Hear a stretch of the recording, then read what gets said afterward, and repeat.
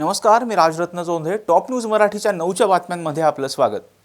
24 तास नाही तर फक्त एका तासात आपण देशभरातील दिवसभराच्या महत्त्वाच्या राजकीय, सामाजिक, क्राईम आणि मनोरंजनासह इतर घडामोडींचा वेगवान आढावा घेणार आहोत. Manikchand Oxyrich, proudly Indian. साताऱ्यात पबजी गेम खेळणं एका तरुणीला चांगलंच महागात पडले. पबजी गेम खेळताना झालेल्या ओळखीचा गैरफायदा घेत एका तरुणीवर अत्याचार झाल्याची घटना घडली आहे. अत्याचाराची धक्कादायक घटना सातारा शहरात घडली असून संबंधित तरुणावर सातारा शहर पोलीस ठाण्यात अत्याचाराचा गुन्हा दाखल करण्यात आला आहे. पबजी गेमचं वेड लहान मुलांपासून ते तरुणींना मोठ्या प्रमाणात लागला आहे. याचाच फटका एका तरुणीला बसला आहे. उवेश नसीम अन्सारी, वय 24 वर्ष, राहणार मोदाहा, तालुका रागोल, जिल्हा हमीदपूर, राज्य उत्तर प्रदेश असं गुन्हा दाखल झालेल्या तरुणाचं नाव आहे. याबाबत पोलिसांनी दिलेल्या माहितीनुसार पबजी गेम खेळताना संबंधित तरुणीशी उवेश याच्याशी ओळख झाली. त्यानंतर सप्टेंबर 2021 मध्ये तो तरुणीला भेटण्यासाठी साताऱ्यात आला. त्यानंतर दोघेही अजिंक्यतारा किल्ला येथे गेले. त्याने तेथे तिचा विनयभंग केला. त्यानंतर तो व्हॉट्सअप ॲपवर सातत्याने विवस्त्र व्हिडिओ, फोटो देण्यासाठी तो तिला धमकी देऊ लागला. त्यानंतर पुन्हा हा तरुण 21 नोव्हेंबर 2023 रोजी पीडित तरुणीला भेटण्यासाठी अजिंक्यतारा किल्ला येथे आला. तेथे काढलेले फोटो व तरुणीचे पाठवलेले विवस्त्र फोटो तुझ्या आईवडिलांना पाठवेन अशी धमकी देऊ लागला. तसेच 22 फेब्रुवारीला साताऱ्यातील एका लॉजवर नेऊन त्याने जबरदस्तीने तिच्यावर अत्याचार केला व त्याचा व्हिडिओ मोबाईलमध्ये रेकॉर्डिंग केला. ते रेकॉर्डिंग घरातील लोकांना पाठवेन अशी धमकी देऊन पुन्हा 24 ऑगस्ट रोजी त्याने त्याच लॉजवर नेऊन जबरदस्तीने अत्याचार केला. या प्रकरणाचा अधिक तपास सातारा शहर पोलीस ठाण्याचे पोलीस उपनिरीक्षक मोठे हे करत आहेत. 20 वर्षीय विद्यार्थिनी तिनं आमच्याकडं तक्रार दिली की तिचे एक 2-3 वर्षापूर्वी एका पबजी खेळण्याच्या माध्यमातून एका मुलाशी ओळख झाली होती आणि त्या ओळखीनंतर त्यांचे इंस्टाग्रामवर चॅटिंग झालं. चॅटिंगनंतर ते थोडेसे त्यांचे मैत्रीचे संबंध झाले आणि त्या मैत्रीच्या संबंधातनं ते एक 20मध्ये सन 21मध्ये एकमेकांशी प्रत्यक्ष भेटलेही होते आणि त्या भेटीनंतर त्यांनी काही फोटोग्राफ्स वगैरे काढले होते आणि त्या फोटोग्राफ्सच्या याच्यामधून परत ते 23मध्ये परत तो मुलगा, ॲक्च्युली तो मुलगा जो आहे ते उत्तर प्रदेश येथील राहणारा आहे, तो परत 23मध्ये एकदा भेटायला आल्यानंतर त्या मुलीशी त्याने अतिप्रसंग देखील केला होता आणि त्याच्यानंतर त्या मुलीने कुठं काही ती वाच्यता केली नाही. पण तो परत आता 2 दिवसापूर्वी परत तिला भेटण्यासाठी आल्यानंतर मग तिने मात्र घरी सांगितलं की ते असा प्रकार घडलेला आहे. नंतर त्याला मुलाला ताब्यात घेतलं आणि त्याच्यावरून सातारा शहर पोलीस स्टेशन येथे गुन्हा नोंद करण्यात आलेला आहे. त्या मुलाला अटक करण्यात आलेली आहे. तो सध्या आमच्या कस्टडीमध्ये आहे. तर असे हे जे पबजी असेल किंवा हे जे सोशल मीडियामध्ये जे वेगवेगळे चॅटिंगचे ॲप्स आहेत तर त्या माध्यमातून ओळखी होऊन अशा पद्धतीचे जे गुन्हे घडत आहेत यासाठी सर्व मुलांनी, खास करून कॉलेज गोईंग मुलं आहेत तर हे त्याला बळी पडताना दिसत आहे. आमचं आव्हान आहे की अशा माध्यमातून कोणाशी ओळख झाली तरी त्याला जास्त जवळ येऊन द्यायचा किंवा जास्त त्याच्याशी हे करू नये आणि असा काही तो करायचा प्रयत्न केला तर ताबडतोब पोलीस स्टेशनला तक्रार द्यावी. लोकसभेच्या निवडणुका काही महिन्यांवर येऊन ठेपल्या आहेत. त्यातच आज पुणे लोकसभेसाठी वसंत मोरे यांचे भावी खासदार असलेले फ्लेक्स पुण्यात झळकले आहेत. याबाबतचा आढावा घेतलाय आमचे प्रतिनिधी संकेत देशपांडे यांनी. लोकसभा निवडणुकीसाठी उणे पुणे 6 महिने राहिल्याचं आपल्याला पाहायला मिळतंय. सर्वच पक्षांकडून मोर्चेबांधणी होत असताना महाराष्ट्र नवनिर्माण सेना ही निवडणूक लढणार हे जवळपास निश्चित झाल्यानंतर पुण्यातील जो महत्त्वाचा पेठेचा परिसर आहे त्या ठिकाणी वसंत मोरे यांचं पुणे शहर लोकसभेसाठी सक्षम नेतृत्व, कार्यसम्राट, नगरसेवक वसंत तात्या मोरे, पुण्याची पसंत फक्त मोरे वसंत अशाचे फलक लागल्याचं पाहायला मिळतंय. बॅकग्राऊंडला लोकसभेचा फोटो आहे, वसंत मोरे यांचा फोटो आणि राज ठाकरे यांचा फोटो आपल्याला या फ्लेक्सवर पाहायला मिळतोय. महाराष्ट्र नवनिर्माण सेनेचे कसबा विधानसभेचे जे अध्यक्ष आहेत गणेश भोकरे, त्यांनी हा फ्लेक्स लावलेला आहे. वसंत मोरे यांनी आपण पुणे लोकसभेची निवडणूक लढणार असल्याचं जवळपास जाहीर केल्यानंतर मी मनसेचा पहिला खासदार होऊन दाखवेन असं सांगितल्यानंतर पुण्यामध्ये वसंत मोरे यांच्या नावाची जोरदार चर्चा होताना आपल्याला पाहायला मिळते. त्याच दृष्टिकोनातून हे फ्लेक्स देखील महत्त्वाचे ठरताना पाहायला मिळत आहेत. संकेत देशपांडे, टॉप न्यूज मराठी, पुणे. पुणे सातारा मार्गावरील वाहतुकीत काही बदल करण्यात आले असून प्रशासनाकडून काही पर्यायी मार्ग सुचवण्यात आलेत. याबाबतची अधिसूचना नुकतीच प्रसिद्ध करण्यात आली असून या अधिसूचनेनुसार वाहतुकीतील बदल हा मंगळवारी म्हणजेच 5 डिसेंबरला रात्री 12 वाजल्यापासून करण्यात येणार आहे. शिंदेवाडी येथील उड्डाणपुलाचे काम पूर्ण होईपर्यंत म्हणजेच पुढील आदेश होईपर्यंत पर्यायी मार्गानं वाहतूक सुरू राहणार आहे. पुणे सातारा राष्ट्रीय महामार्गावरील खेड शिवापूर ते सातारा जिल्ह्यातील शेंद्रे या ठिकाणी हे काम करण्यात येणार असून यासाठी सातारा बाजूकडील पुण्याला जाणारी वाहतूक ही शिंदेवाडी फाटा येथील सर्व्हिस रोडकडे वळवण्यात आली आहे. भोरकडून साताराकडे जाणारी वाहतूक शिंदेवाडी फाटा येथून सर्व्हिस रोडनं सारोळा ब्रिजच्या खालून यू टर्न मारून पुणे सातारा राष्ट्रीय महामार्गावर वळवण्यात आली आहे. पिंपरी चिंचवड परिसरातील इमॅजिका पार्क सोसायटीच्या गार्बेज लाईनला आग लागल्याची घटना घडली आहे.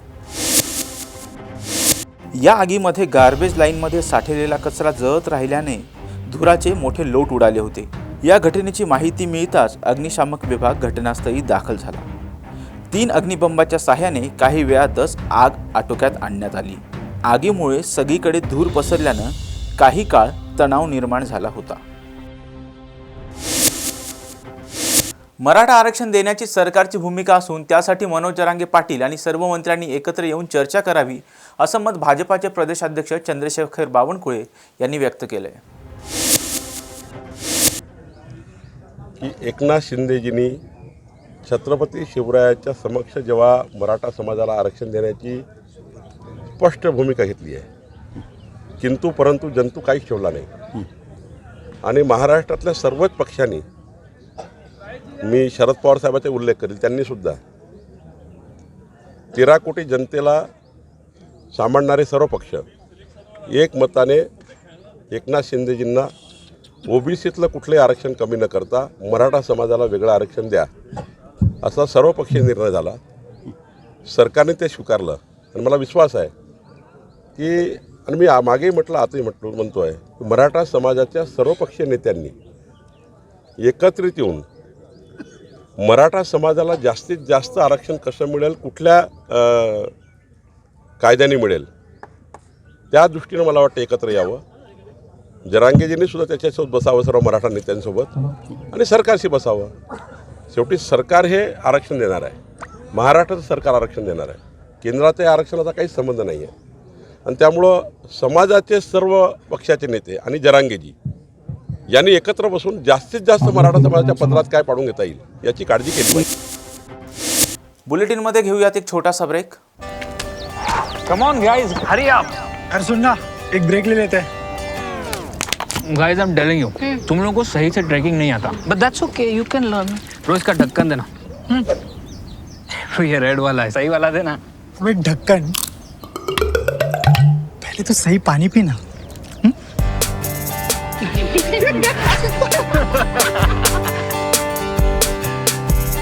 Manikchand Oxyrich, proudly Indian. राज्यातील काही भागात तुरळक पावसाची शक्यता हवामान खात्याने व्यक्त केली आहे. नमस्कार. राज्याचा हवामानाचा अंदाज आपण बघूयात. उर्वरित तीव्र चक्रीवादळ मिग्जॉम आज दक्षिण छत्तीसगड व लगतच्या विदर्भावर वरच्या स्तरातील चक्रीय स्थितीच्या रूपात आहे. त्यामुळे कोकण गोवा सोडून राज्याच्या उर्वरित भागात आज तुरळक ठिकाणी हलक्या स्वरूपाचा पाऊस पडण्याची शक्यता आहे. त्यानंतर पुढील 5-6 दिवस संपूर्ण राज्यात हवामान कोरडे राहण्याची शक्यता आहे. पुढील 72 तास सकाळी हलके धुके पडण्याचा अंदाज आहे. 8 तारखेनंतर पुढील 48 तास उत्तरेकडून येणारे वारे राज्याच्या उत्तर मध्य भागावरून वाहत असल्यामुळे तसेच आकाश निरभ्र असल्यामुळे किमान तापमानात साधारणतः 2 डिग्रीने घट होण्याची शक्यता आहे. 10 तारखेनंतर राज्यात ईस्टर्ली आणि साऊथ ईस्टर्ली वाऱ्यांची तीव्रता थोडीशी वाढल्यामुळे किमान तापमानात किंचित वाढ होण्याची शक्यता आहे. पुणे आणि परिसराचा हवामानाचा अंदाज असा आहे. आज आकाश अंशतः ढगाळ राहण्याची शक्यता आहे. पुढील 72 तास आकाश अंशतः ढगाळ राहून सकाळी हलके धुके पडण्याची शक्यता आहे. पुढील 5 ते 7 दिवस हवामान कोरडे राहण्याची शक्यता आहे. वेदर अपडेट्ससाठी वेळोवेळी आमच्या वेबसाईटला व्हिजिट करा. धन्यवाद. पक्षातील सर्व आमदार, खासदार आणि लोकप्रतिनिधी अजित पवार यांच्या सोबतच असून राष्ट्रवादी काँग्रेस पक्ष अजित पवारांचाच आहे असं विधान राज्य महिला आयोगाच्या अध्यक्षा आणि राष्ट्रवादी अजित पवार गटाच्या महिला प्रदेशाध्यक्षा रुपाली चाकणकर यांनी केले. काय वाटतंय एकंदरीत त्यासाठी पण ते म्हणतात की आमची पार्टी ओरिजिनल आहे, चिन्ह आमच्याकडेच राहणार. तुमच्या बाजूने तुम्ही काय? याच्यामध्ये प्रत्येक सुनावणीला मी स्वतः हजर राहिलेले आहे. सुप्रीम कोर्टाच्या खंडपीठाने इथून पाठीमागचा जो काही निकाल दिला त्या अनुषंगाने आम्ही पुढची प्रोसेस केलेली आहे. त्याच्यामुळे आम्हाला विश्वास वाटतो दादांबरोबर जे लोक आले ज्यांनी समर्थन दिलं आणि या सगळ्यांचा हा अहवाल पाहता निर्णय हा सकारात्मक लागेल. नवाब मलिक आता सभागृहात अजितदादांच्या बाकावर घेऊन बसले, त्यांचं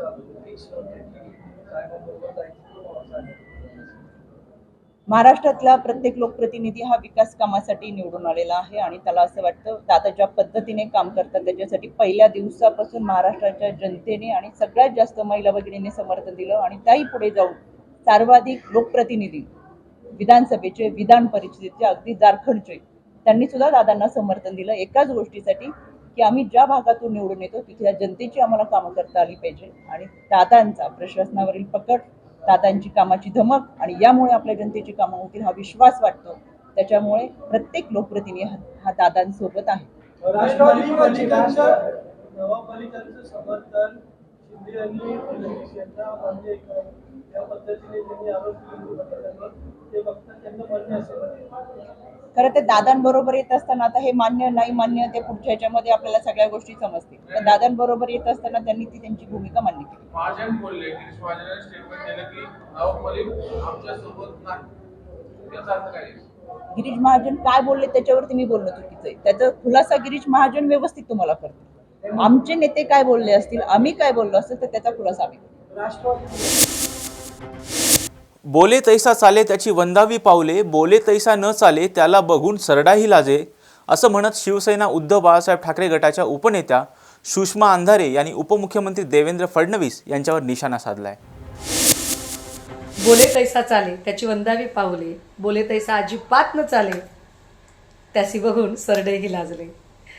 हे नवविडंबन यासाठी सुचते की आज विधिमंडळ अधिवेशनामध्ये सन्माननीय उपमुख्यमंत्री देवेंद्रजी यांनी नवाब मलिकांचा राजीनामा तेव्हाच का घेतला नाही असा एक अत्यंत साळसूदपणाने प्रश्न विचारला. देवेंद्र भाऊ, तुम्हाला आठवतं का पूजा चव्हाणवर बलात्कार करून हत्या केल्याचा आरोप संजय राठोडांवर तुम्हीच केला होता.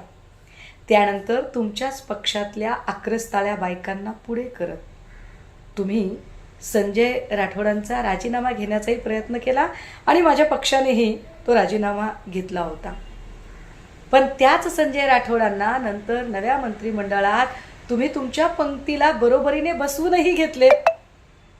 तेच तुम्ही आता नवाब मलिकांच्या बाबतीत करत आहात आणि वरून नवाब मलिकांचा राजीनामा का घेतला गेला नाही असा प्रश्न विचारता. कसं जमतं बरं हे? देवेंद्र भाऊ, अहो सरडे सुद्धा लाजून आत्महत्या करतील. आज राज्य विधिमंडळाचं हिवाळी अधिवेशनाला सुरुवात झाली. यावेळी ललित पाटील मराठा आरक्षणाच्या मुद्द्यावर सत्ताधारी आणि विरोधक आमनेसामने आल्याचं पाहायला मिळाले. हो पण सदन नाही असं नाही चालणार. बसा बसा बसा बसा. सन 2023-24च्या पुरवणी मागण्यांवर सादर करणे. अध्यक्ष महोदय, मी आपल्या अनुमतीने सन 2023 मागण्या सभागृहात सादर करतो व असे करीत असताना सभागृहाचे असे निदर्शनास आणू इच्छितो की भारतीय संविधानाच्या अनुच्छेद 205 व 203 खंड 3 खाली मिळालेल्या अधिकारात महाराष्ट्राच्या माननीय राज्यपाल महोदयांनी सन 2023-24च्या पुरवणी मागण्या विचारात घेण्यात याव्यात अशी शिफारस या सन्माननीय सभागृहास केली आहे. सन 2023-2024च्या पुरवणी मागण्या सभागृहात सादर करण्यात आल्या आहेत.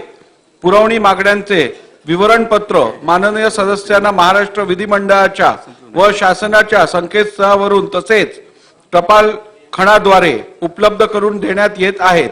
या मागण्यांवर चर्चा व मतदान दिनांक 11 व 12 डिसेंबर 2023 रोजी होईल. दिनांक 11 डिसेंबर 2023 रोजी चर्चा व मतदानासाठी जे विभाग प्रथम क्रमांकात घेण्यात येतील त्या विभागांवरील कपात सूचना दिनांक 8 डिसेंबर 2023 रोजी तसेच दिनांक 12 डिसेंबर 2023 रोजी चर्चा व मतदानासाठी जे विभाग प्राथम्य क्रमात घेण्यात येतील त्या विभागांवरील कपात सूचना दिनांक 11 डिसेंबर 2023 रोजी सायंकाळी 5 वाजेपर्यंत स्वीकारल्या जातील. विधानसभेने संमत केलेल्या विधेयकांना विधान परिषदेची संमती व दोन्ही सभागृहांनी संमत केलेल्या विधेयकांना राष्ट्रपती राज्यपालांची अधिसंमती मिळाल्याचे जाहीर करणे. विधानसभेने संमत केलेल्या विधेयकांना विधान परिषदेची संमती व दोन्ही सभागृहांनी संमत केलेल्या विधेयकांना राष्ट्रपती राज्यपालांची अधिसंमती मिळाल्याबाबत संदर्भाची यादी सचिव वाचून दाखवतील. खालील विधेयक विधान परिषदेने कोणत्याही सुधारणेशिवाय संमत केले. सन 2023 चे विधानसभा विधेयक क्रमांक 38 लक्ष्मीनारायण अभिनव तंत्रज्ञान LIT विद्यापीठ नागपूर विधेयक 2023. यांना वेळ होता अध्यक्ष महोदय. म्हणून आमची आपल्याला विनंती अध्यक्ष महोदय, हे कामकाज आपण थांबवा आणि यावर चर्चा होऊ द्या. शेतकऱ्यांना ठीक आहे. सन्माननीय सदस्य विरोधी पक्ष नेते वडेट्टीवार साहेबांनी अत्यंत महत्वपूर्ण अशा विषयावरती अध्यक्ष महोदय, सन्मान्य विरोधी पक्ष नेत्यांनी पूर्ण माहिती घेतलेली नाही आहे. 40 तालुके हे केंद्र सरकारच्या निकषाप्रमाणे त्या ठिकाणी दुष्काळी घोषित झाले. जे निकषापासून नाही पण नुकसान झालेलं आहे. राज्य सरकारने सांगितलं आम्ही आमच्या पैशातनं त्यांना मदत करू आणि त्या ठिकाणी 1200 मंडळ यांना आपण दुष्काळ सदृश घोषित केलं. ज्यांना दुष्काळी घोषित केलं त्यांना जे मिळणार आहे तेच दुष्काळ सदृशला मिळणार आहे. कुठेही आम्ही अध्यक्ष महोदय भेदभाव करणार नाही. शेतकऱ्यांच्या पाठीशी उभं राहणारं सरकार आहे. माननीय मुख्यमंत्र्यांनी मागच्या वर्षी देखील अध्यक्ष महोदय 10,000 कोटी रुपये शेतकऱ्यांना मदतीपोटी दिले. याही वर्षी अध्यक्ष महोदय पहिल्यांदा राज्याच्या इतिहासात पहिल्यांदा अध्यक्ष महोदय 20 लाखापेक्षा जास्त शेतकऱ्यांच्या खात्यामध्ये 25% अग्रिम गेले आहेत आणि बाकी शेतकऱ्यांना पुन्हा पैसे जात आहेत. आणि सगळे अध्यक्ष महोदय या ठिकाणी जे काही शेतकऱ्यांचं नुकसान झालेलं आहे, मग ते दुष्काळाचं असो, ते अतिवृष्टीचं असो, ते गारपिटीचं असो, ते अध्यक्ष महोदय पुन्हा अवकाळी पावसाचं असो, सगळ्या प्रकारची नुकसान भरपाई या ठिकाणी मुख्यमंत्री महोदयांनी कालही स्पष्ट केलेलं आहे. आम्ही देणारच आहोत आणि अध्यक्ष महोदय निश्चितपणे त्या संदर्भातली कारवाई सुरू झालेली आहे आणि पूर्णपणे अध्यक्ष महोदय. आणि एवढंच नाही, 2 हेक्टरच्या ऐवजी आता निकष 3 हेक्टराचा केलेला आहे. अध्यक्ष महोदय NDRF अध्यक्ष महोदय मागच्या वेळेस तर NDRFच्या दुप्पट आपण दिले अध्यक्ष महोदय. म्हणजे जे काही नियमात आहे त्यापेक्षा जास्त निधी हा आपण देण्याचा प्रयत्न केलाय. आजही अध्यक्ष महोदय कुठल्याही परिस्थितीत महायुतीचं सरकार शेतकऱ्याच्या पाठीशी उभं राहील आणि या अडचणीच्या परिस्थितीमध्ये शेतकऱ्याला पूर्ण मदत हे सरकार करेल, हे माननीय विरोधी पक्षनेत्यांना मी सांगू इच्छितो. ललित पाटीलला संरक्षण देणाऱ्या मंत्र्यांवर कारवाई झाली पाहिजे अशी मागणी काँग्रेसचे आमदार रवींद्र धंगेकर यांनी केली आहे. मागच्या अधिवेशनामध्ये मी हे बोललो होतो मुंबईच्या की उडता पंजाब नंतर महाराष्ट्रामध्ये आंबे पदार्थ विकणारी टोळी कार्यरत आहे आणि त्यानंतर महिना दीड महिन्यातच ललित पाटील ससूनमधनं पलायन केलं. सगळी माहिती घेतली असताना 9 महिने त्याला पंचतारीख सेवा दिली. ह्या पंचतारीख सेवेमध्ये त्यांनी ससूनमधनंच उपचार घेताना अंमली पदार्थ विकण्याचं काम केलं. मोबाईल वापरले, पोलिसांशी संगत मताने डॉक्टरांशी संगत मताने त्यामध्ये करोडो रुपयाचा व्यवहार केला. अनेक लोकांना त्यांनी पैसे दिलेत आणि आमची पुणे शहराची तरुणाई याच्यामध्ये अंमली पदार्थाच्या वेड्यामध्ये वाहत जात असताना प्रशासन आणि पोलीस खातं ह्याच्याकडे दुर्लक्ष करताना दिसत होतं. आम्ही सातत्यानं आवाज बोलतोय, वेळ पडली तर आम्ही रस्त्यावर उतरलोय, पण अजूनही संजू ठाकूरला अटक झाली नाही. आणि संजू ठाकूरला अटक केल्यानंतर ज्या ज्या मंत्र्यांनी फोन केलेत त्यांचा तपास झाला पाहिजे. आणि या तपासामध्ये येणाऱ्या काळामध्ये अनेक ललित पाटील कार्यरत आहे ते थांबले पाहिजेत आणि आमचा महाराष्ट्र हा अंमली पदार्थ मुक्त झाला पाहिजे. कारण आज महाराष्ट्रामध्ये अनेक आर्थिक व्यवस्था चांगली असल्यामुळं या आर्थिक व्यवस्थेमध्ये अनेक लोकांचं लक्ष आहे. अनेक भांडवलदार ह्याच्यामध्ये उतरू शकतात, आंतरराष्ट्रीय गुन्हेगार ह्याच्यामध्ये आहेत आणि गुन्हेगारांना एकत्र करून एवढे मोठे धंदे आज महाराष्ट्रात चालतात. हे गृह खात्याने हे थांबावेत आणि आमची तरुणाई अंमली पदार्थामध्ये ढकलून आहे त्यासाठी मदत करा. याला पाठिंबा कोणाचा आहे, कोण संरक्षण देते? कारण एवढ्या मोठ्या याच्यामध्ये ललित पाटीलला पकडल्यानंतर अनेक ठिकाणचे कारखाने उद्ध्वस्त झालेत. म्हणजे पोलिसांना ही जाग येते, आम्ही रस्त्यावर बोलतोय आणि त्या ठिकाणी अनेक करोडो रुपयाचे कारखाने मग पोलिसांनी उद्ध्वस्त केलेत. अजून ते कारखाने असू शकतात आणि आहेत तर ते थांबवावेत ही सातत्यानं मागणी पोलीस खात्याला आणि आजच्या अधिवेशनाच्या निमित्तानं सरकारला याची जाणीव व्हावी, याची माहिती काढावी, यासाठी हा मी पोषक दंगेकर साहेब, तुम्ही म्हणताय की मंत्र्यांवर कारवाई झाली पाहिजे, तो मंत्री नेमका कोण? आता ह्या तपासाचा भाग आहे. हळूहळू तुम्हाला लोक कळलेत. जेलमधले डॉक्टर ह्याच्यामध्ये इन्व्हॉल्व आहेत, संजू ठाकूर इन्व्हॉल्व आहे आणि याच्यामध्ये नावं तुम्हाला थोड्या दिवसात कळतील. ते आता मी सांगण्यापेक्षा तपासात कळतील. राज्याचा क्राईम रेट जो आहे तो सतत वाढत चाललाय. पुणे जिल्हा असेल, दररोज काही ना काही ऐकायला मिळत आहे. एकंदरीत हे सगळी यंत्रणा जी आहे ती वाऱ्यावरती असं वाटत नाही. ह्याच्यामध्ये मी सातत्याने बोलतोय की महाराष्ट्राच्या जनतेकडे शासनाचं लक्ष नाहीये. शासनाने लक्ष दिलं पाहिजे. आपण फक्त या सगळ्या राजकीय ह्याच्यात अडकलेलं आहे, पण जनतेकडे लक्ष दिलं पाहिजे. सर, आमदार रवींद्र दंगेकर डॉक्टरच्या वेशात आहेत, डॉक्टर झालेत, एकंदरीत काय फिलिंग्स आहेत? डॉक्टरना हे डॉक्टरचा ड्रेस नाही, हा भ्रष्टाचार करणाऱ्या लोकांचा ड्रेस आहे. हे सरकारला जाणीव व्हावी म्हणून हा मी पोशाख घालून आलो. दंगेकर साहेब, तुम्ही हिवाळी अधिवेशनात नागपुरात आहात, पण आता बघतोय आपण पावसाळा लागलाय, एकंदरीत अशा प्रकारचं वातावरण आहे. कशी फिलिंग्स आहे एकंदरीत? नाही, आता तो फिलिंग आता ही फक्त ललित पाटीलच फिलिंग माझ्या डोक्यात, बाकी काही वातावरण नाही. कारण हे आमच्या तरुणांचा प्रश्न आहे, आमच्या देशाचा प्रश्न आहे, आमच्या राज्याचा प्रश्न आहे. म्हणून याच्यामध्ये जास्तीत जास्त आमची तरुणाई सुरक्षित राहिली पाहिजे. हे फिलिंग माझ्या डोक्यात येईल, वातावरणाकडे लक्षच नाही. कारण ही भविष्य आमच्या तरुणांचं आहे. अधिवेशनाचा पहिला दिवस आहे. आज पहिल्या दिवशी पहिला नेता जो आहे तो आक्रमक दिसतोय, रवींद्र दंगेकर. येणाऱ्या आणखी 15 दिवस हे अधिवेशन चालणार आहे. नेमकं सर्वसामान्यांसाठी रवींद्र दंगेकर आणखी आक्रमक दिसतील का? नाही, सातत्यानं गेली माझी 30 वर्ष राजकारण तुम्ही बघितलं असेल, समाजकारण बघितलं असेल. मी सातत्यानं जनतेच्या आवाजाविरुद्ध रस्त्यावर उतरलोय. वेळ पडली तर माझ्यावर अनेक गुन्हे दाखल झालेले आहेत आणि ह्याच्यामध्ये मला वाटतं की मी ज्यासाठी या क्षेत्रात आलोय, या क्षेत्रामध्ये माझ्या नागरिकांना, माझ्या तरुणांना ह्याच्यामध्ये चांगलं जीवन जगता आलं पाहिजे, सुरक्षित जीवन जगता आलं पाहिजे. यासाठी मी गेली कित्येक वर्ष रस्त्यावरून काम करणारा कार्यकर्ता आहे. सर, 2 मिनिटं फक्त उभे राहा.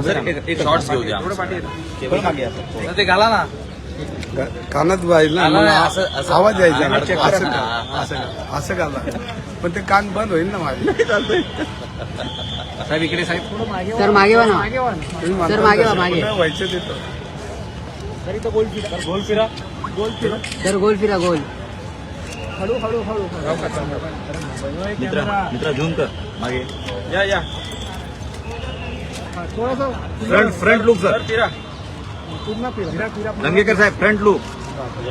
हा साहेब इकडे चला. त्यांना पण न्याय द्या सर. असं झालं आता मला बुलेटिनमध्ये घेऊयात एक छोटासा break. Come on guys, hurry up. अरे सुन ना, एक ब्रेक ले लेते हैं. Guys, I am telling you, तुम लोगों को सही से ट्रैकिंग नहीं आता. But that's okay, you can learn. रोज का ढक्कन देना. ये रेड वाला है, सही वाला देना. अबे ढक्कन, पहले तो सही पानी पीना.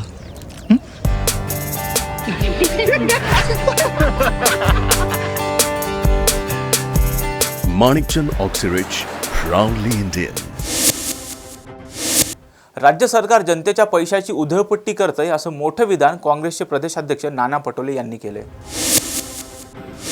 आपण पाहिलं की सरकार शेतकऱ्यांचं दुःख ऐकायलाच तयार नाही, समजायला तयार नाही. आणि आम्ही कधी नव्हे एवढी मदत शेतकऱ्यांना दिली असं सांगून पुन्हा शेतकऱ्यांच्या तोंडाला पानं पुसण्याशिवाय दुसरं काही करत नाही असं चित्र आपण पाहतोय. खरं तर सरकार अगर गंभीर असतं, विरोधी पक्ष नेत्यांनी जो स्थगन शेतकऱ्यांच्या प्रश्नावर वतीनं जे स्थगन आणलेलं होतं त्याच्यावर सरकारने चर्चा घडवायची असती असं आम्हाला वाटतं. पण सरकारने पुन्हा विधानसभेत आम्ही सगळ्यात जास्त मदत दिल्याचं जाहीर करून महाराष्ट्राच्या शेतकऱ्यांच्या जखमेवर मीठ चोळण्याचं पाप केलं असं म्हटलं तर हा आरोप नाही, ही वस्तुस्थिती आपल्याला पाहायला मिळणार आहे. आज दिवाळी अधिवेशनाचा पहिला दिवस, शेतकरी मोठ्या आशेनं या अधिवेशनाकडे लक्ष देऊन आहे. विदर्भातलाच यवतमाळ जिल्हा हा देशातला सगळ्यात जास्त शेतकऱ्यांचा आत्महत्या करणारा जिल्हा आहे देशातला. आपण पाहतोय की दररोज किड्या माकुळ्यासारखा अन्नदाता आत्महत्या करताना आपण पाहतोय. सरकार सांगतं की विदर्भावर चर्चा आम्ही करू. विदर्भाच्या अन्नदात्याबद्दलच सरकारला चर्चा करायला तयार वेळ नसेल, राज्यातल्या अन्नदात्याबद्दलच चर्चा करायला वेळ नसेल तर ही गंभीर बाब आहे. आणि सरकार विधानसभेमध्ये 14 कोटी लोकांचं विश्वास असलेला हा लोकशाहीच्या मंदिरामध्ये सरकार खोटं बोलतंय. पांडुरंगाच्या सामोरी सुद्धा हे सरकार खोटं बोलते. अशा पद्धतीचं हे सरकार आहे. आणि या सरकारचा अधिवेशनाची सुरुवात आहे. काल सरकार सांगत होते की कामकाज पूर्ण नाही झालं तर आम्ही अधिवेशन वाढवू. आता आपल्याला माहितीसाठी सांगतो की सोमवारी हे अधिवेशन चालू होईल, म्हणजे पुढच्या आठवड्यात. आणि पूर्ण कामकाजाचे दिवसच आपण पाहिले तर फक्त 5 दिवस आहे. हे 10 दिवसाचं अधिवेशन, आजचा दिवस गेला, उद्याचा दिवसही सुद्धा अशाच पद्धतीने सरकार गमवणार आहे. 2 दिवस असेच गेले, 5 आणि 2 7. आणि मग अशासकीय कामकाज 3 दिवसाचं झालं, सरकारचं कामकाज संपलं. खरे कामकाजाचे 5च दिवस या सरकारमध्ये आपल्याला पाहायला मिळणार आहे. आणि मग इथून आपला हा इथं पर्यटनाला जे सरकार आलेलं आहे, जनतेच्या पैशाची उधळपट्टी करायला आलेलं सरकार, हे विदर्भाच्या आणि महाराष्ट्राच्या जनतेच्या तोंडाला पानं पुसून जाईल अशाच पद्धतीची अवस्था आज आपल्याला पाहायला मिळते.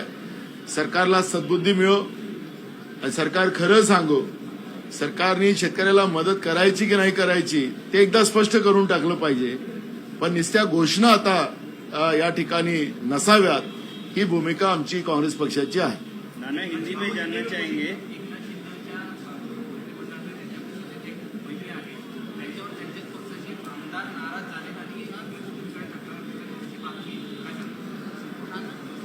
या सरकारमध्ये आपसातलेच मतभेद फार आहेत. 3 तिघाडा काम बिघाड असल्यामुळे या सरकारच्या मंत्र्यांमध्ये आणि सरकारच्या आमदारांमध्येच मतभिन्नता आणि मतभेद फार आहेत. त्यामुळे हे स्वतःच्याच पापानं पडणारं सरकार आहे. त्याच्यामुळे व्यक्तिगत एका दलाच्या आमदार आणि मंत्र्याबद्दलची आपल्याला या ठिकाणी नाही, सगळ्या सरकारबद्दलच ही भूमिका आहे.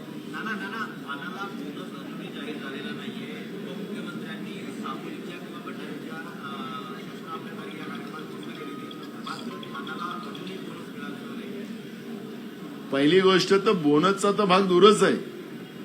अजूनही धान खरेदी केंद्र सुरू झाले नाहीत. शेतकऱ्याचा धान आता व्यापाऱ्याला विकला जातोय, तो 400-500 रुपये कमी किमतीने विकला जातोय. म्हणजे उद्या सरकारने 300 रुपये बोनस, 350 रुपये बोनस जाहीर केला, पण सरकार शेतकऱ्यांचं जे त्याच्या धानाला जो समर्थन मूल्य मिळायला पाहिजे तो सरकार मिळू देत नाही, तर त्याचा बोनस हा भागच वेगळा राहिलेला आहे. आमची मागणी आहे की 1000 रुपये बोनस शेतकऱ्यांना दिला पाहिजे. पण धान खरेदी केंद्र जे अजून सुरू झाले नाही, ज्याची लूट शेतकऱ्यांची त्या ठिकाणी चाललेली आहे, ती सरकारने तातडीने थांबवली पाहिजे.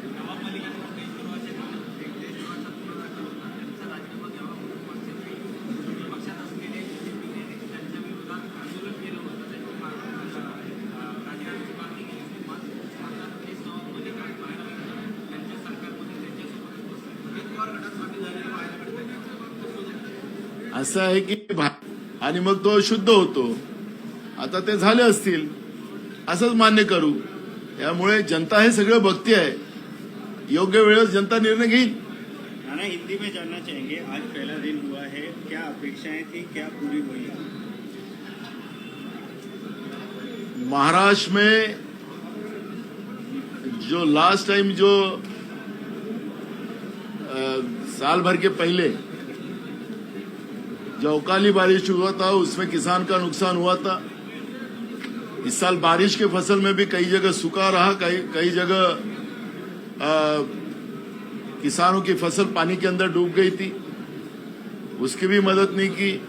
और अभी जो बारिश आई है, बेमौसमी बारिश हुई, वो बारिश में बड़े पैमाने में किसानों का फसल की नुकसान हुई. तो ये बार बार किसानों का नुकसान होने से बड़े पैमाने में अन्नदाता और किसान इस राज्य का आत्महत्या कर रहा है. और इसलिए आज हमने एक स्थगन लाया था और स्थगन के आधार पर सरकार को हम जवाब पूछना चाहते थे, लेकिन सरकार ने जवाब देने की जगह झूठ की बातें वहां रखी, झूठ का पिटारा वहां पे खोला और किसानों को मदद न देने की व्यवस्था हमने घोषणा तो की है, लेकिन मदद अभी तक नहीं मिली और उससे किसानों की बड़े पैमाने में आत्महत्या यहाँ पे हो रही है. हमारी आज भूमिका ये थी कि आज कोई कामकाज था नहीं, तो सरकार ने इसके ऊपर चर्चा करना चाहिए और तुरंत किसानों को मदद देना चाहिए. ये मांग हमारी कांग्रेस की थी.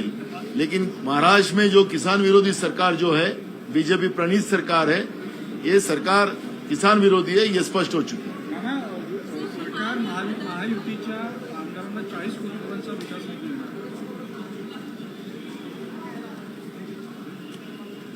यांनी जे काही प्लॅनिंग केलेलं आहे महाराष्ट्रामध्ये आपण पाहिलं की आता कॉन्ट्रॅक्टर संपावर जायला लागलेले. 10,000 कोटीचे पेमेंट बाकी आहेत. आपल्याला पाहायला मिळतं की निर्मल भवन मधून टेंडर मॅनेज केले जातात, अभाव टेंडर दिले जातात. मुंबई सारखे शहर आणि अनेक शहरामध्ये आपण पाहतोय की कामं त्या जी काही मर्यादा असते ते कामं संपवण्याची, त्या मर्यादेमध्ये ते कामं संपवले जात नाही. मग त्याचं पुन्हा रिटेंडरिंगच्या जागी त्याच कॉन्ट्रॅक्टरला पुन्हा रेट वाढवून ते कामं दिले जातात. आणि या पद्धतीनं मोठ्या प्रमाणात राज्याची तिजोरी लुटण्याचं काम राज्यातलं सरकार करते आहे. काल सरकार सांगत होती की आमच्याकडे अजून 1,20,000 रुपयापर्यंतचं लोन घेण्याची मर्यादा आहे. आज राज्य विधिमंडळाच्या हिवाळी अधिवेशनाला सुरुवात झाली. विधान परिषदेच्या सभागृहात सत्ताधारी आणि विरोधकांमध्ये चांगलंच घमासान झाल्याचं पाहायला मिळाले. जवळपास 22 जिल्ह्यात 4.5 लाख हेक्टरपेक्षा जास्त पिकाचं नुकसान झालेलं आहे.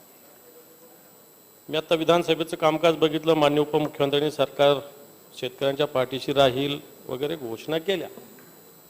घोषणा मागच्या वर्षी झाल्या होत्या. सततच्या पावसाचे 4,000 कोटी रुपये जाहीर झाले होते. त्यातले किती आले? आता उपमुख्यमंत्र्यांनी सांगितलं की 10,000 कोटी रुपये दिले. मी एका मुद्द्याकडे लक्ष वेधू इच्छितो की या सगळ्या दौऱ्यामध्ये एक मुद्दा माझ्या लक्षात आला. कृषी मंत्री पण इथं आहेत आणि मला वाटतं सगळ्या मंत्र्यांना हा मुद्दा 100% मान्य होईल की एक शेडनेट सगळ्या शेतामध्ये उभारलं जातं. पोखरा योजनेतून शेडनेट होतं, बँकेच्या फायनान्समधून शेडनेट होतं, कृषी विभागाच्या सुद्धा शेडनेटसाठी योजना आहे.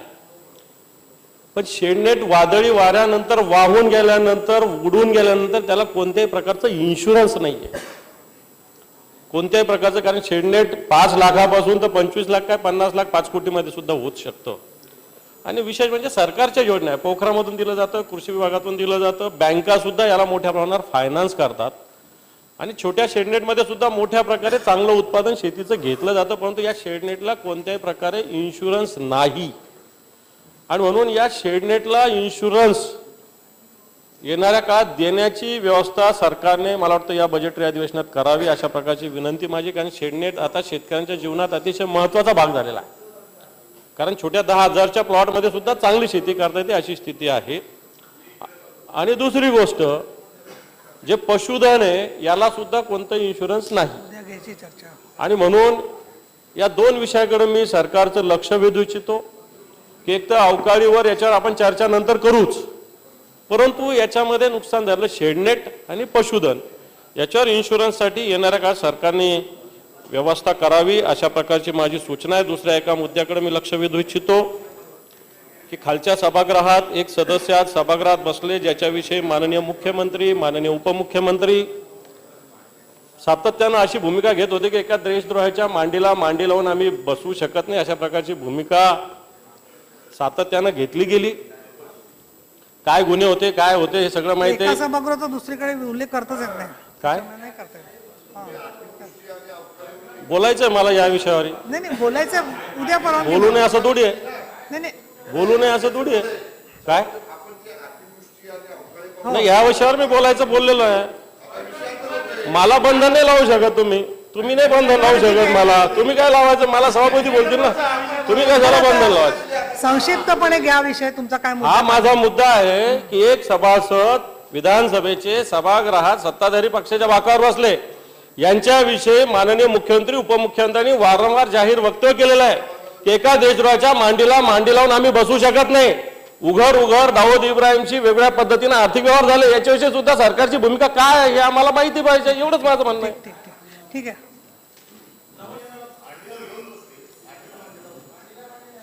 माननीय सभापती महोदय, सन्माननीय विरोधी पक्षनेत्यांनी पहिला मुद्दा जो मांडलेला आहे तो अत्यंत महत्त्वाचा आहे. खरोखर यावेळच्या अतिवृष्टीमध्ये शेडनेटचं नुकसान झालेलं आहे. मोठ्या प्रमाणात लोकांनी कर्ज देखील घेतले आहेत आणि म्हणून परवाच्याच मंत्रिमंडळ बैठकीमध्ये माननीय मुख्यमंत्र्यांनी स्वतः निर्देश दिलेले आहेत या संदर्भात काही विशेष योजना तयार करून एकतर त्यांना मदत कशी करता येईल आणि दुसरं भविष्यामध्ये त्यांच्याकरता एक वेगळी, कारण शेडनेटची कॉस्ट जास्त असल्यामुळे थोडा त्याच्यामध्ये सरकारला आणि बेनिफिशियरी दोघांनाही जास्त कॉन्ट्रीब्युशन द्यावं लागेल. त्या जास्तीच्या कॉन्ट्रीब्युशनच्या संदर्भात त्या ठिकाणी एक विचार करून त्याची एक स्वतंत्रपणे आपल्याला विम्याची योजना कशी तयार करता येईल या संदर्भातले निर्देश हे मुख्यमंत्र्यांनी दिलेले आहेत. मला एका गोष्टीचं आश्चर्य वाटतं की ज्यांच्या नेत्यांनी ही भूमिका घेतली की प्रत्यक्ष व्यक्ती जेलमध्ये असताना देखील आम्ही मंत्रिपदावरून काढणार नाही, आम्ही मंत्रिपदावरून काढणार नाही, ते आता इथे भूमिका मांडताय. ते भूमिका मांडतात. आम्ही कोणाच्याही मांडीला मांडी लावून बसलो नाही. मी आणि मुख्यमंत्री एकमेकाच्या मांडीला मांडी लावून बसलो आहोत आणि आमच्या बाजूला अजितदादा मांडीला मांडी लावून बसले आहेत, त्यांच्या बाजूला भुजबळ साहेब बसले आहेत. त्यामुळे आमची काळजी करू नका. पहिल्यांदा तुम्हाला हे उत्तर द्यावं लागेल की देशद्रोहाचा आरोप झाल्यानंतर ते जेलमध्ये असताना तुम्ही त्यांना मंत्रिपदावरून का काढलं नाही याचं उत्तर आधी द्या, मग आम्हाला सवाल विचारा. ठीक आहे प्रवीण दरेकर. नाही परेख साहेब मी परवानगी दिलेली नाही. सभापती नाही, महोदय, नाही, ठीक आहे पण सभापती ही काय सभापती महोदय ही काय पद्धत आहे का? माननीय सभापती साहेब, महोदय. उत्तर द्या म्हणाले म्हणजे मी उत्तर द्यायला सांगितलं नाही ना तुम्हाला, त्यामुळे त्यांनी म्हटलं तर काय हे नका. नाही मनावर घेऊ नका, एवढं जिवारी लावून घेऊ नका. खाली बसा. प्रवीण दरेकर, सभापती महोदय द्या, तुम्ही सक्षम आहात. सभापती महोदय आता नाही. एक मिनिट. ठीक आहे. सभापती महोदया, अत्यंत एका महत्वाच्या विषयाकडे मी मुख्यमंत्री आणि उपमुख्यमंत्र्यांचं लक्ष वेधतोय की सभापती महोदय, बोरिवलीमध्ये प्रसाद खांडेकर नावाचा एक अभिनेता आहे जो हास्य जत्रेतना संपूर्ण महाराष्ट्राला लोकप्रिय आहे. त्याचा 8 डिसेंबरला एकदा येऊन तर बघा हा मराठी सिनेमा सभापती महोदया येतोय. पण काही सिनेमातले जे बॉस लोक आहेत, दादा लोक, ते या मराठी सिनेमाला त्या ठिकाणी सिनेमागृह मिळून देत नाहीत. माझी विनंती आहे, हा प्रसाद खांडेकर मराठी तरुण आहे, सर्वसामान्य कुटुंबातला आहे, तर त्याला त्या ठिकाणी मराठी चित्रपटाला तात्काळ सिनेमागृह उपलब्ध होण्यासंदर्भात या ठिकाणी माननीय मुख्यमंत्री आहेत, उपमुख्यमंत्री आहेत, यामध्ये लक्ष घालून सहकार्य व्हावं अशा प्रकारची माझी विनंती आहे. ठीक आहे. अध्यक्ष सभापती महोदया, खरं म्हणजे प्रसाद खांडेकर अतिशय गुणी कलावंत आहेत आणि हास्य जत्रेच्या माध्यमातून गेले अनेक वर्ष सातत्याने त्यांनी प्रचंड लोकांच्या मनावर पगडा त्या ठिकाणी निर्माण केलेला आहे. जर अशा मराठी सिनेमाला त्या ठिकाणी थिएटर मिळत नसेल तर आवश्यकतेनुसार कायदेशीर कारवाई देखील केली जाईल, पण ते थिएटर उपलब्ध करून दिलं जाईल. काय केसरकर साहेब आता तुमचा थांबा पाटील साहेब थांबा जरा. केसरकर काय शालेय शिक्षणाबद्दल बरेचसे प्रश्न या सभागृहामध्ये उपस्थित होत असतात, म्हणून आपण एक सूचना दिलेली होती की सन्माननीय सदस्यांच्या बरोबर एक मीटिंग ठेवावी. आज 3 वाजता बालभारतीच्या कार्यालयामध्ये ही मीटिंग ठेवलेली आहे. ज्या सदस्यांना या विषयाच्या संदर्भात त्या मीटिंगला यायचं असेल त्यांनी यावं अशी मी आपल्या मार्फत सभागृहाला विनंती. ठीक आहे, आता शोकप्रस्ताव घेऊया. आता नाही जयंतराव नाही, आता सारखं मी पुढील प्रमाणे शोकप्रस्ताव मांडते. श्री बबनराव दादाबा ढाकणे, माजी उपाध्यक्ष, माजी मंत्री, माजी विरोधी पक्षनेते, महाराष्ट्र विधानसभा व माजी विधान परिषद सदस्य, तसेच श्री किसनराव मक्काजी राठोड, माजी विधान परिषद सदस्य यांच्या दुःखद निधनाबद्दल हे सभागृह अतीव दुःख व्यक्त करते. कैलासवासी बबनराव दादाबा ढाकणे यांचा जन्म 10 नोव्हेंबर 1937 रोजी अहमदनगर जिल्ह्यात पाथर्डी येथे झाला. त्यांचे शिक्षण 9वी पर्यंत झाले होते. कैलासवासी ढाकणे यांनी गोवा मुक्ती संग्रामात सक्रिय सहभाग घेतला होता. त्यात त्यांना कारावासी झाला होता.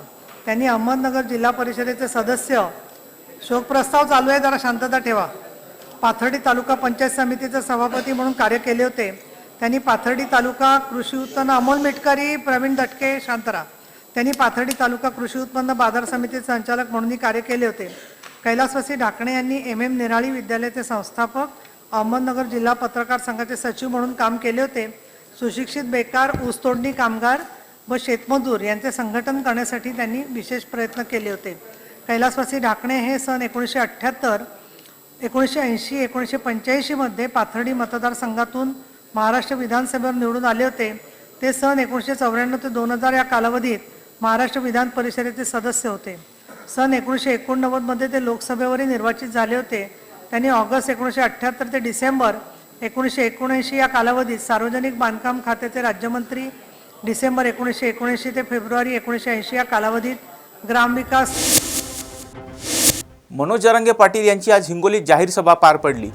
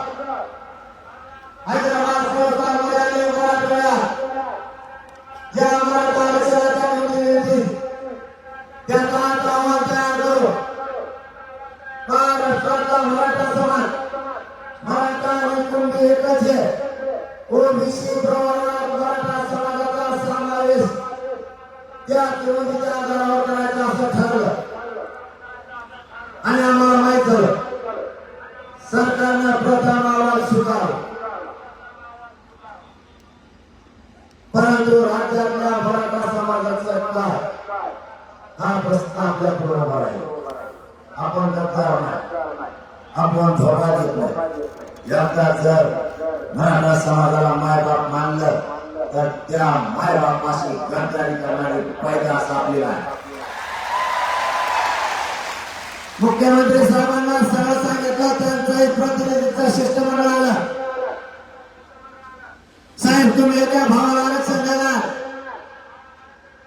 दुसरा भाऊ नाराज होणार, हे नाही जमणार.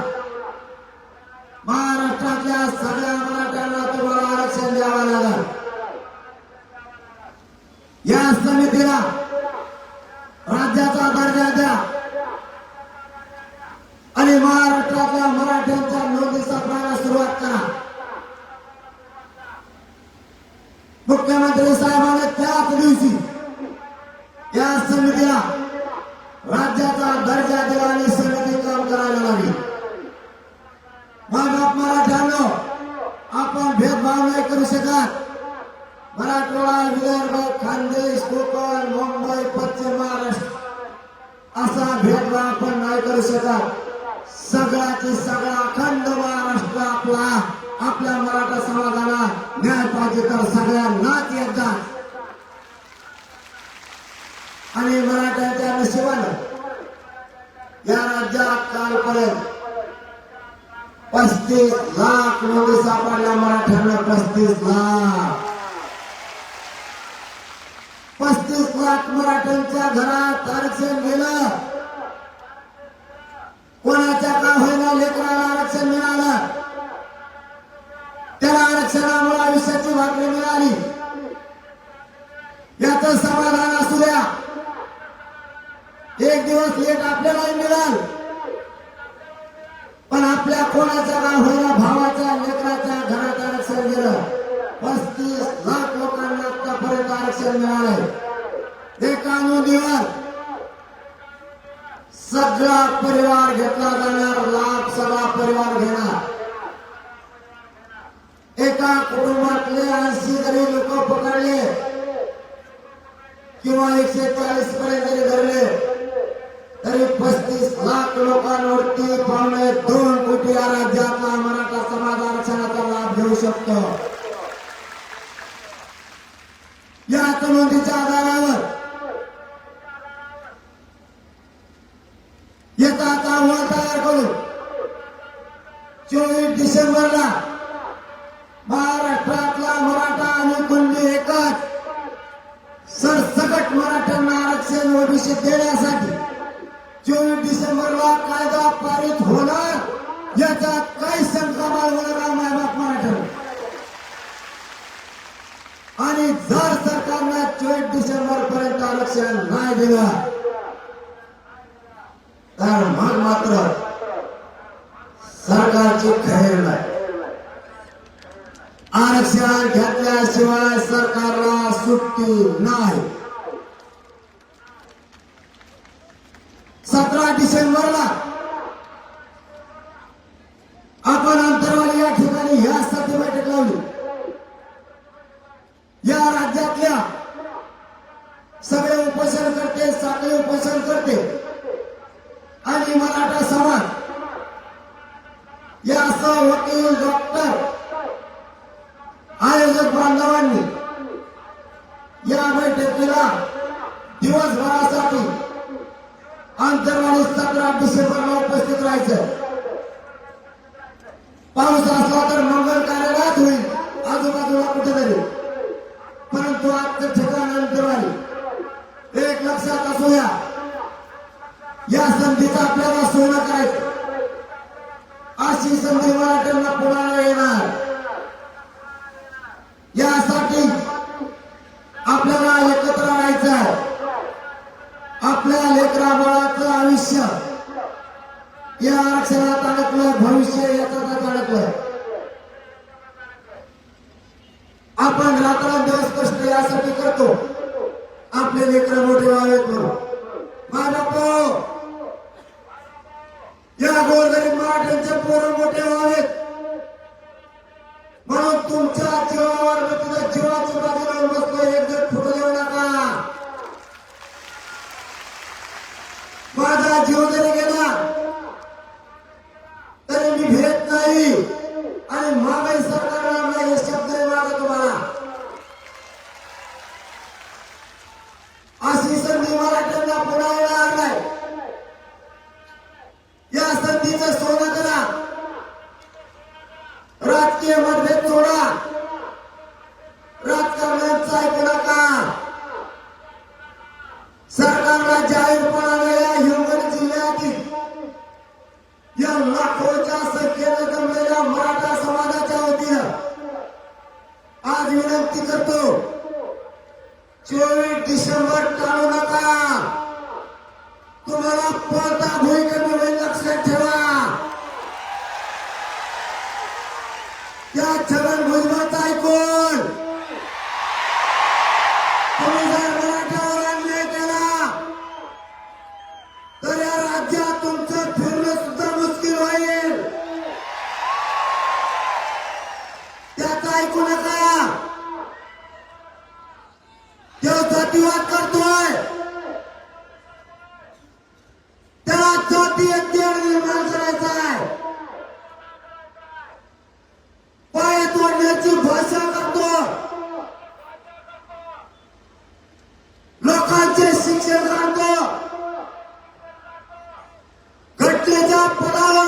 तुडवतोय आणि कायदा स्वतःच पायदळी तुडवतोय. मराठ्यांच्या नादी लागू नको जवान भुजबळ, तुला चढ जाईल. या मराठ्यांना तुला मोठं केलंय, यांच्या नादाला लागू नको. तुझं आता वय झालंय, गप झोप. मराठ्यांच्या नादी लागला तर संडास लागायची आहे.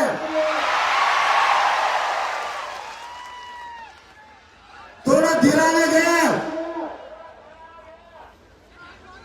गावखेड्यात आत्ताही मराठ्यांचा आणि ओबीसी बांधवांचा गावखेड्यात एकमेकावरती प्रचंड प्रेम आहे. ओबीसी बांधवांना माझी विनंती आहे, हात जोडून तुम्हाला या हिंगोली नगरीतून आवाहन करतो आणि विनंती करतो. गाव आपले, तालुका जिल्हा आपले, हे राज्य आपले.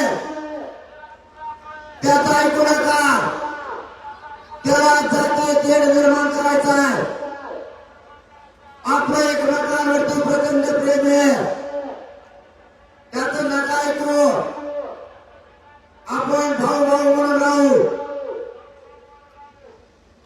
आजही गावखेड्यात ओबीसी बांधव, सामान्य आणि मराठा बांधव एका ताटात जेवते की नाही याचं ऐकू नका. कारण आपण एकमेकांच्या सुखादुःखात दरदिवशी. जर आजही ओबीसी बांधव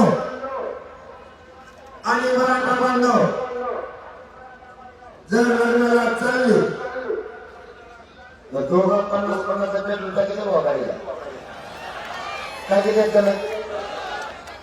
आज जर ओबीसी बांधवांच्या आपण दोघे येऊ पाहिजे, त्याने आज पाहिजे तर परवा येऊ पाहिजे. आणि जर नाही पाहिजे तर कसा कध घोड्याला येते त्या काढायला. हे प्रेम आहे त्याचं एकमेकावर. या खात्याची राज्याचे सार्वजनिक आरोग्य मंत्री तानाजी सावंत यांनी आज पत्रकारांशी संवाद साधलाय. पाहुयात ते नेमकं काय म्हणालेत. मागच्या 2 दिवसापूर्वी पुण्यात आपल्या मीडियाची एक टीम माझ्या रेसिडेन्सवरती आली होती आणि मी माझ्या थोड्या वैयक्तिक घरगुती कामात बिझी असल्यामुळं आपल्याला फारसं त्या ठिकाणी त्याच्यावरती रिॲक्शन मला देता आली नाही. आणि त्यावेळेसच आपल्याला मी नमूद केलं होतं की अधिवेशनाच्या पहिल्या दिवशी नागपूरमध्ये त्याचं उत्तर देतोय. एक व्यक्ती म्हणून त्यांनी काही प्रश्न रेज केले, त्या व्यक्तीकडे बघून मी उत्तर देत नाही. कारण ज्या दिवसापासून आरोग्य खात्याचा कारभार मी सांभाळलेला आहे त्या दिवसापासून आजपर्यंत महाराष्ट्रातील 12.5 कोटी जनतेचं आरोग्य कशा पद्धतीनं सांभाळलं पाहिजे, आरोग्य खात्यामध्ये कुठल्या सुधारणा झाल्या पाहिजे, आरोग्य खात्यानं आतापर्यंत घेतलेले वेगवेगळे निर्णय कुठले, आणि ज्या आशेनं ज्या अपेक्षेनं त्यांना आणि त्या जे काही चौकशी करणारी यंत्रणा त्यांना माहीत असेल, आणि मग ह्या माध्यमातून कुठेतरी ह्या यंत्रणेवरतीच एक साशंकता निर्माण करायची आणि हा फोकस बदलायचा, तो एक कार्यक्रम असू शकतो. आणि त्याच्यामुळं अशा पद्धतीच्या अशा भेकड लोकांच्या बाबतीत यांनी कुठलेही मुद्दे रेज केले तरी त्याला उत्तर देण्या इतपत मला फारसं त्याच्यामध्ये तथ्य आहे असं वाटत नाही. कारण मी त्यांचे प्रत्येक जे प्रश्नावली आहे त्या प्रश्नावलीमध्ये गेलोय आणि त्याचं रायटिंगमध्ये आपल्याला प्रत्येक माझ्या पत्रकार बंधूंसाठी एक एक फोल्डर तयार केलेला. You go through that, say each and every point. राहिला दुसरा विषय, आता गेले 1.5 वर्ष मी हा खात्याचा कारभार सांभाळतोय आणि त्याच्यामध्ये तुम्ही बघितलं असेल की गेल्या 1.5 महिन्यामध्ये आपल्या केंद्राचं एक शॉर्ट टर्म अधिवेशन झालं. त्यावेळेस ही टाइम्सनं आणि आपल्या वेगवेगळ्या ह्याच्यामध्ये आरोग्य विभागानं घेतलेले 22 निर्णय आपण बघितले असाल. आणि खात्याचं काम चालू असताना विविध प्रकारचे अभियानरूपी उपक्रम आपल्या महाराष्ट्रामध्ये आपण वेळोवेळी राबवले. आणि माझ्या सर्व पत्रकार बंधूंनी, मग इलेक्ट्रॉनिक मीडिया असेल, प्रिंट मीडिया असेल, वेळोवेळी त्या ह्याच्यामध्ये ॲटमध्ये त्याला प्रसिद्धी देऊन आरोग्य खातं कशा पद्धतीचं काम करतं, यंत्रणा तीच आहे.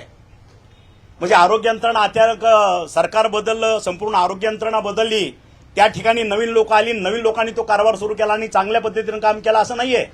लोक तीच आहेत, अलग लक्षात. फक्त त्यांना मोटिवेशन देणं गरजेचं होतं आणि त्याच लोकांच्या हातून एवढं प्रचंड प्रमाणाचं काम गेल्या दीड वर्षामध्ये झालेलं ते आपल्याशी मी शेअर करणारच आहे. त्यांनी जे मुद्दे उपस्थित केले आहे त्या मुद्द्याला, प्रत्येक मुद्द्याला मी एक आपलं नावाचं फोल्डर केलेलं आहे, त्या फोल्डर तुम्हाला देतील, you go through that folder. पण त्याच्यातला एक मोठा विषय तुम्हाला सांगतो की संचालकाची पदं भरलेली नाहीत. बदल्यांच्या बाबतीत असा मोठा गैरव्यवहार झाला.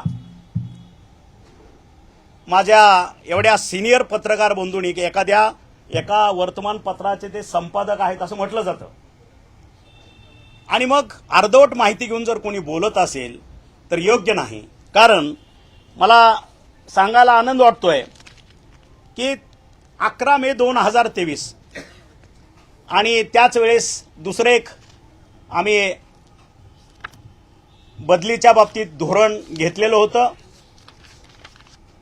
11 मे 2023ला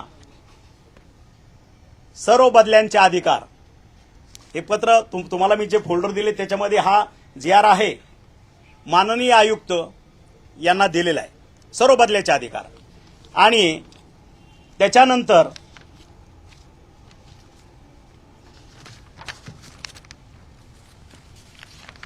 शासन निर्णय 17 मे 2023, ह्या निर्णयानं शासन निर्णय 11/5/2023 रोजीचा शासन निर्णय सो महाराष्ट्र वैद्यकीय आरोग्य सेवा गट अ वेतन स्तर S20 संवर्गातील अधिकाऱ्याच्या सर्वसाधारण प्रशासकीय बदल्यासाठी 2023 साठी नागरी सेवा मंडळ 1 स्थापन करण्यात येत आहे. त्यामध्ये संचालक 1 आरोग्य सेवा आयुक्तालय, संचालक 2 आरोग्य सेवा आयुक्तालय पुणे आणि सहसंचालक अर्थ प्रशासन आरोग्य सेवा.